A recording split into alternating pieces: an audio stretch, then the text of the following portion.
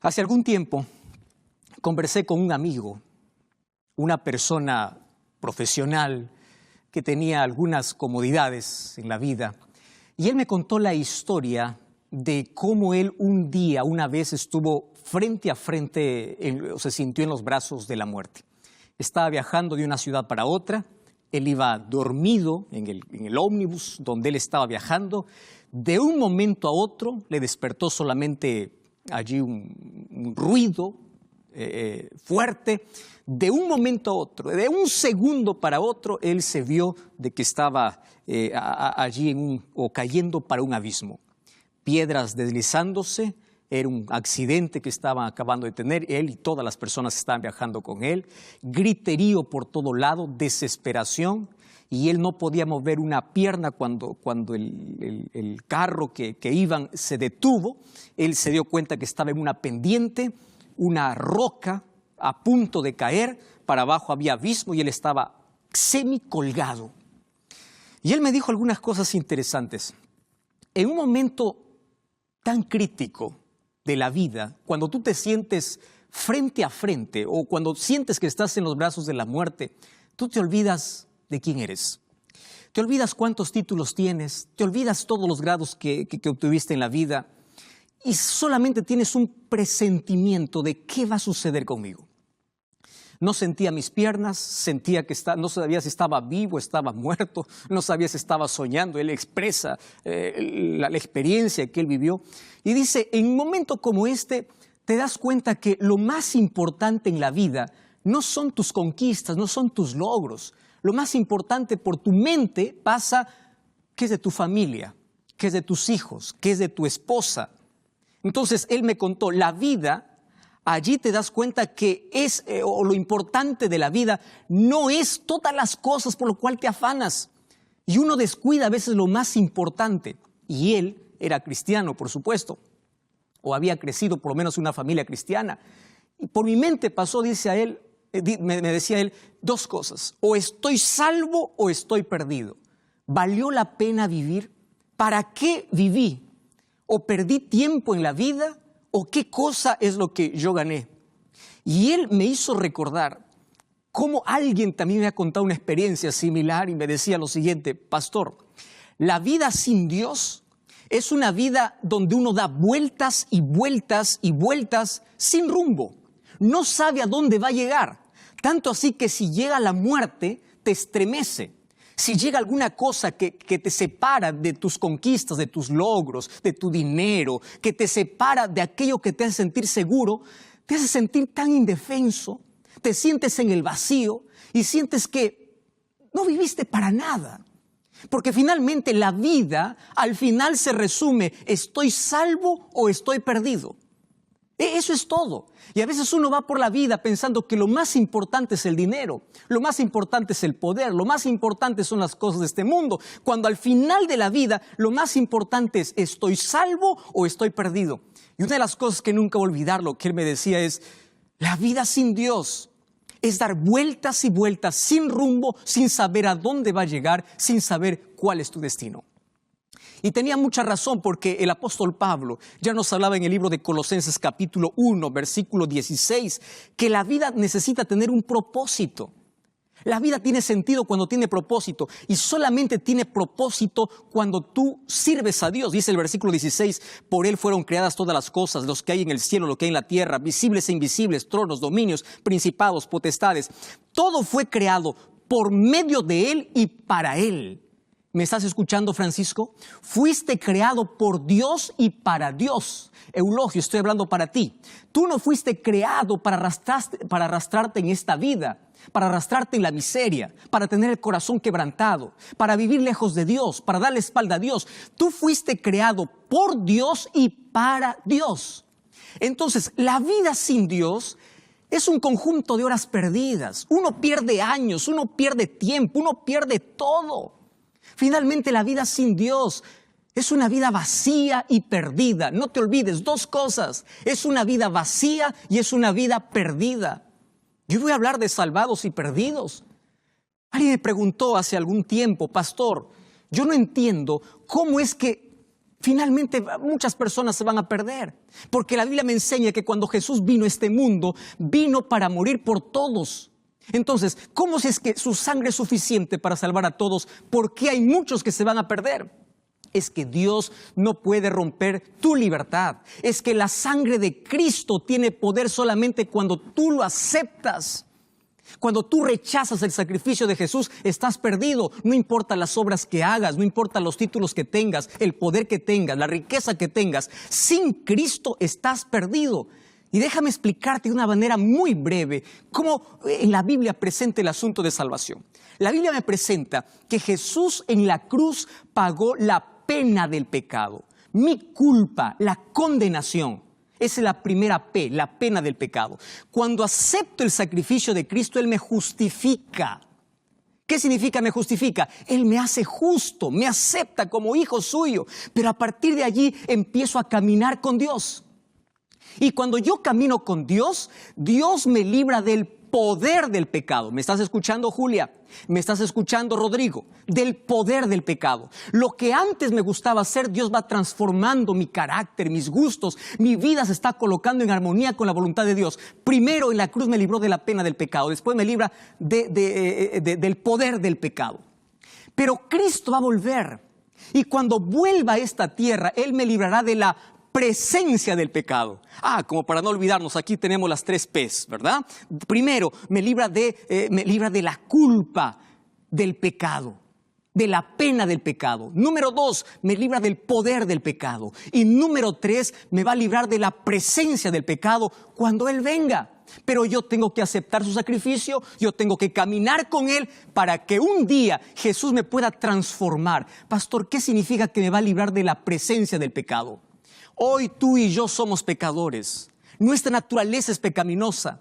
Nuestras inclinaciones son pecaminosas. Entonces, cuando Cristo venga, como Él nos libró del poder del pecado, ahora va a arrancar de nosotros esa naturaleza que nos inducía siempre a pecar. Gloria a Dios, seremos santos para siempre. Nunca más tendremos una mancha de pecado en nuestra vida. Pero eso sucederá solamente cuando Cristo venga. Y cuando Cristo regrese, yo quiero recordarte algunos elementos importantes en cuanto a la venida de Jesús, porque todos esperamos ese día. Mas ¿cómo vendrá Jesús? Por ahí algunos dicen que vendrá de forma espiritual, va a robar a su pueblo. No, mi querido. La palabra de Dios presenta que la venida de Jesús tendrá 5 características. ¿Estás viendo mi mano? ¿Sí? 5 características. Toma tu mano. Vamos a aprender con la mano. La venida de Jesús, en primer lugar, será real. No será espiritual, será real. Número 2, será personal. ¿Correcto? Será personal. Número 3, la venida de Jesús será visible. Número 4, será audible. Y número 5, será gloriosa. ¿Lo entendiste? Pero no me creas lo que yo te digo. Vamos a ver lo que la palabra de Dios dice. Mira cómo sucederá el momento de la transformación. Hechos capítulo 1, versículo 11, dice así. Cuando Jesús fue elevado al cielo, 2 varones hablaron para aquellos que estaban mirando. Y les dice, ¿por qué estáis mirando al cielo? Este mismo Jesús que ha sido tomado entre vosotros al cielo, así vendrá como lo habéis visto ir. Eso dice la Biblia. Jesús fue de manera personal. Jesús no fue de manera espiritual. Jesús fue de manera visible. Él no fue de manera invisible, entonces será real, será personal. ¿Me estás entendiendo? Apocalipsis 1:7 dice que todo ojo lo verá. Pero no solamente eso. Cuando voy al apóstol Pablo, 1 Tesalonicenses capítulo 15, dice que cuando Cristo regrese, regresará al sonido de la trompeta, con voz de mando. 1 Tesalonicenses 4:16, con trompeta de Dios descenderá del cielo y los muertos en Cristo resucitarán primero y luego nosotros seremos transformados. Entonces la venida de Jesús será visible y será audible. Y cuando voy a Mateo capítulo 25, versículo 31, dice que cuando Jesús venga en su gloria y todos los ángeles con Él, se sentará en su trono de gloria. Entonces, si vienen todos los ángeles, no es secreto. La venida de Jesús será gloriosa. ¿Me estás entendiendo? Entonces, Cristo quiere que tú estés preparado para ese evento. Nuestra mayor emoción no ha llegado. Tú crees que ya te emocionaste porque tienes un título, porque tienes riqueza, porque tienes familia, porque te casaste. Sí, eso causa muchas emociones, pero la mayor emoción de la vida aún no ha llegado. Será el momento glorioso cuando nos elevemos para recibir a Jesús en el aire. Y ahora quiero contarte para ti, ¿qué cosa va a ocurrir cuando Jesús venga? Esto yo lo conozco como las 5 R's, ¿correcto? Como para que nunca te olvides. Las 5 R's que va a acontecer cuando Jesús regrese. La primera R, cuando Jesús regrese habrá resurrección. ¿Me entendiste? Cuando Jesús regrese habrá resurrección. ¿Quiénes van a resucitar? 1 Tesalonicenses 4:16 dice que aquellos que murieron en Jesús resucitarán. No todos los muertos resucitarán. Jesús habló en Juan 5:29 de 2 resurrecciones. La primera resurrección sucederá cuando Cristo regrese. ¿Quiénes resucitan? Los sepulcros de aquellos que durmieron o que murieron creyendo en Jesús serán abiertos. Y cuando saldrán sin defecto. Querido, esta es nuestra mayor emoción. Tú podrás volver a ver a tu padre, a tu hijo, a tu madre. Tú podrás volver a ver a las personas que ni siquiera te dio tiempo de despedirte. La tragedia llegó a tu vida, te arrancó un ser querido, mas un día resucitarán. Dios volverá del polvo de la tierra a esas personas que murieron creyendo en Él, pero ya glorificados, sin un defecto físico. Y nosotros seremos transformados para ir al cielo. La primera R es la R de resurrección. La segunda R es la R de reencuentro. Esto me encanta. ¿Por qué reencuentro? Yo sueño que Jesús venga, porque yo ya tengo muchos familiares que hoy no están conmigo. Tengo mi padre que ya falleció. Tengo abuelos que fallecieron. Tengo familia que no está. Y si tú ya te diste cuenta, aún los momentos más felices de la vida no son tan felices, porque en las reuniones familiares siempre hay una silla vacía que pertenece o que perteneció a alguien que ya no está más con nosotros. Prepárate para ese reencuentro. Un día volverás a abrazar a ese ser querido, pero el mayor reencuentro será con Jesús.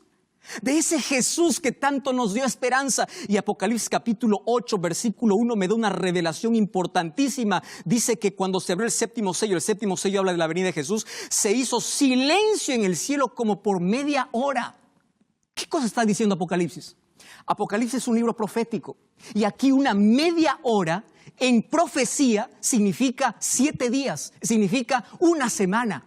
Quiere decir que una semana demorará este glorioso encuentro entre la venida de Jesús para llevar a los salvados para el cielo. En profecía, un día equivale a un año. Y aquí dice que media hora equivale a 7 días, a una semana. ¿Por qué silencio en el cielo? Porque todos los ángeles vienen. Todos están esperando la orden del Padre. Vamos a recoger a nuestros hijos. Vamos a traerlos para casa. Ellos están sufriendo mucho. Las tragedias. El mundo está pereciendo. Es hora de volver. Y Jesús vendrá. El mayor reencuentro no solamente será con nuestros seres queridos. El mayor reencuentro será con Jesús. ¿No te emociona saber eso? La tercera R es la R de la recepción. La Biblia dice en Mateo 25 que Jesús dirá: venid benditos de mi Padre.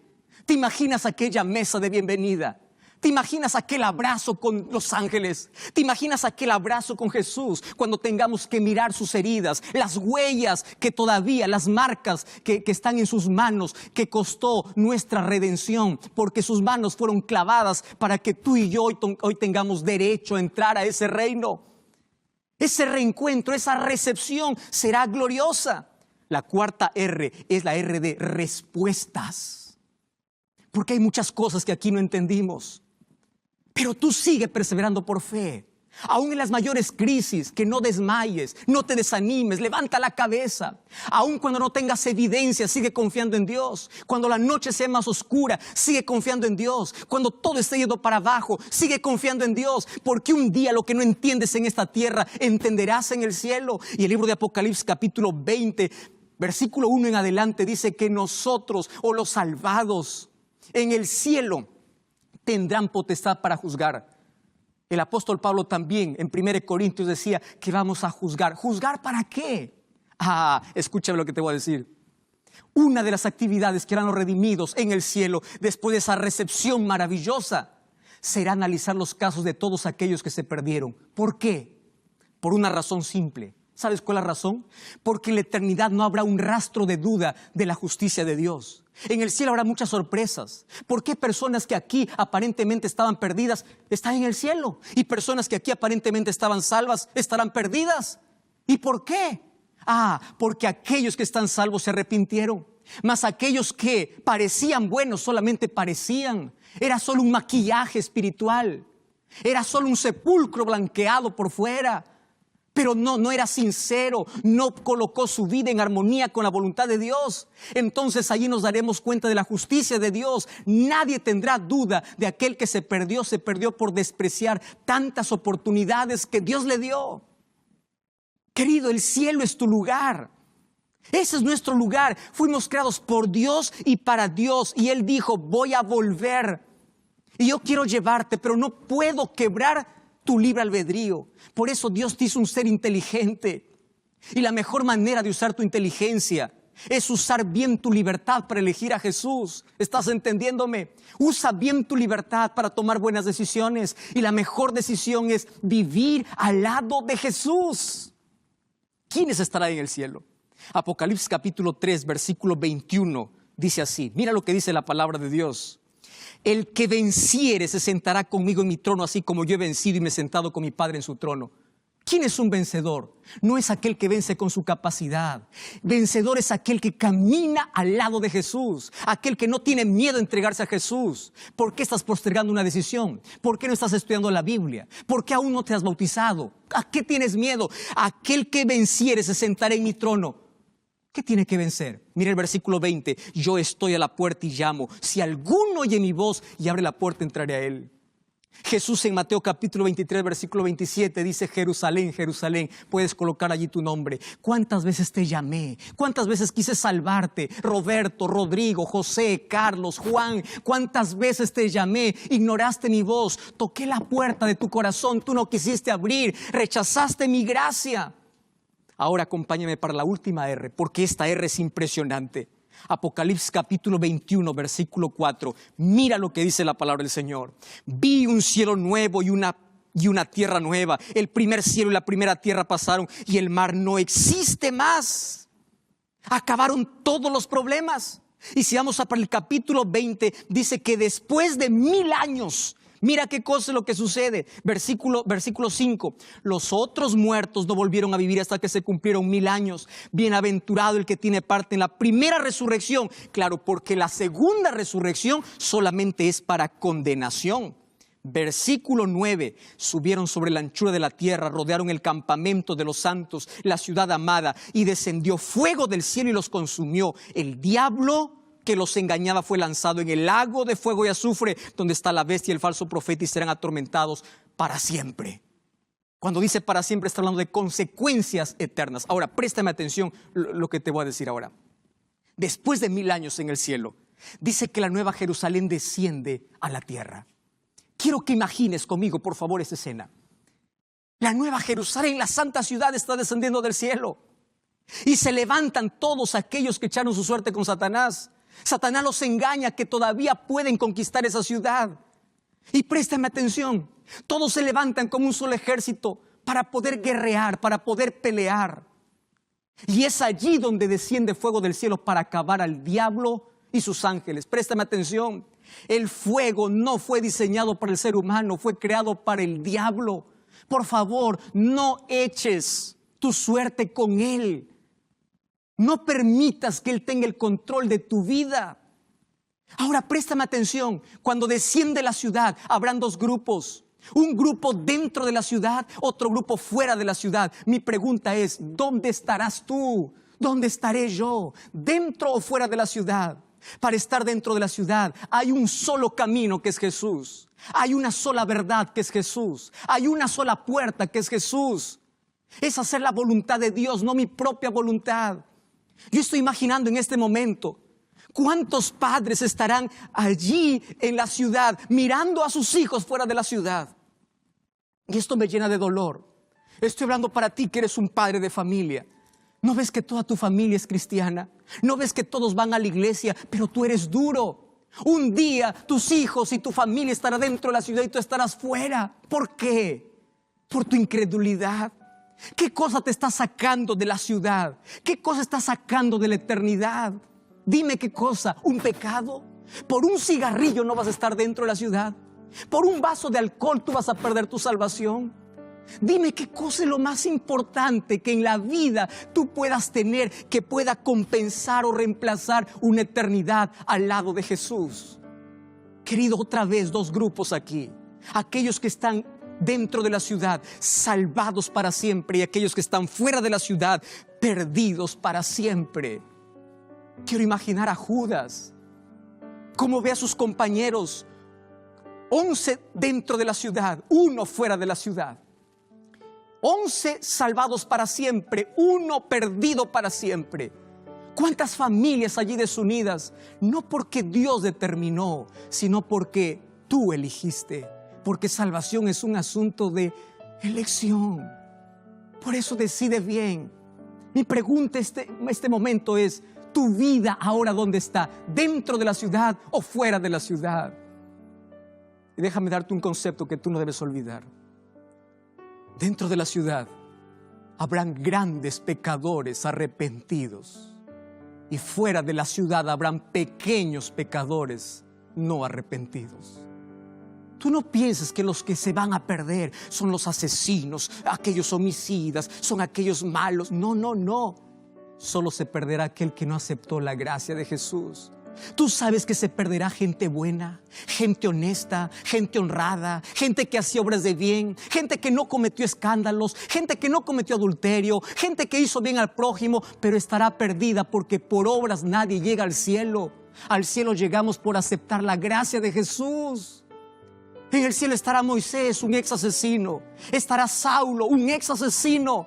Grandes pecadores arrepentidos por la gracia del Señor estarán en la eternidad. Entonces, por favor, no me digas yo soy demasiado bueno como para no ir a la iglesia. Soy demasiado bueno como para no rendirme a Jesús. No me digas que eres demasiado bueno, porque aquel que no se reviste de la gracia de Cristo está perdido. ¿Dónde estás? ¿Dentro de la ciudad o fuera de la ciudad? El apóstol Pablo en Filipenses 3:20 dice que nuestra ciudadanía está en el reino de los cielos. Querido, en el nombre de Jesús, acepta la gracia de Cristo. Escribe aquí, yo acepto a Jesús en mi corazón. Entrégate a Cristo. Tú y tu familia, prepárate para una eternidad al lado de Jesús. Porque Jesús te quiere ver dentro de la ciudad para una eternidad. Una eternidad. ¿Tú aceptas la gracia de Cristo? Ponte de pie. Yo no te estoy viendo, pero ponte de pie. Allí donde estás, cierra tus ojos, vamos a orar. Querido Dios, aquí estamos puestos en pie aceptando tu gracia, aceptando tu misericordia, aceptando que hoy Jesús pueda transformar nuestro corazón, porque soñamos estar dentro de la ciudad, soñamos entrar en la Nueva Jerusalén, soñamos abrazar a Jesús, soñamos estar con toda nuestra familia. Por eso hoy elegimos a Cristo como nuestro Salvador. Acepta nuestra decisión en el nombre de Jesús.